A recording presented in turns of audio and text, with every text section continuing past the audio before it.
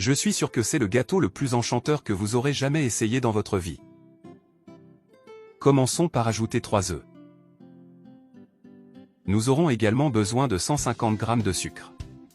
Maintenant, nous allons très bien le mélanger avec un batteur électrique. Vous allez adorer réaliser cette recette. Quand c'est comme ça, je vais rajouter une pincée de sel, 150 ml d'huile, 150 ml de lait. Maintenant, je vais aussi râper du zeste de citron. Et enfin, le jus d'un demi-citron. Revenons à bien mélanger avec le batteur électrique. N'oubliez pas de me dire de quelle ville ou pays vous regardez, afin que je puisse vous envoyer un câlin spécial dans la prochaine vidéo. Après cela, je vais ajouter 100 g de farine de blé. Ici, je tamise pour m'assurer que la pâte à gâteau est moelleuse et aérée. Il est important de toujours bien mélanger pour s'assurer que la pâte à gâteau n'ait pas de grumeaux.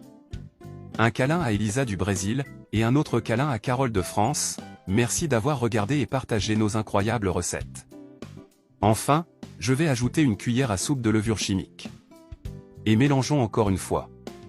Dites-moi si vous connaissiez déjà cette recette, ou si vous allez la faire à la maison, je suis sûr que vous l'aimerez quand vous la ferez. Si vous regardez cette recette jusqu'à présent, cela signifie que vous l'appréciez, alors notez cette recette de 0 à 10 pour que je puisse continuer à faire de délicieuses recettes comme celle-ci.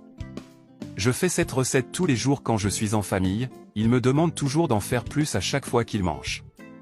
Dites-moi quel est votre type de gâteau préféré, préférez-vous le traditionnel gâteau à la vanille, le gâteau au chocolat, le gâteau à la noix de coco ou peut-être un autre que vous faites à la maison. Dans un autre récipient, j'ai mélangé 3 cuillères à soupe de sucre avec une demi-cuillère à soupe d'eau. Et peu de temps après je vais le mettre petit à petit sur le dessus du gâteau. Cela rendra les parties croustillantes du gâteau. Cette recette est un délice irrésistible, je suis sûr que vous allez adorer la faire chez vous.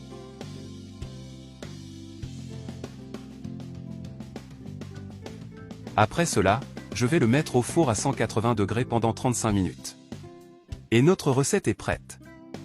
Dites-moi si vous allez le faire chez vous, et si vous l'avez aimé autant que moi.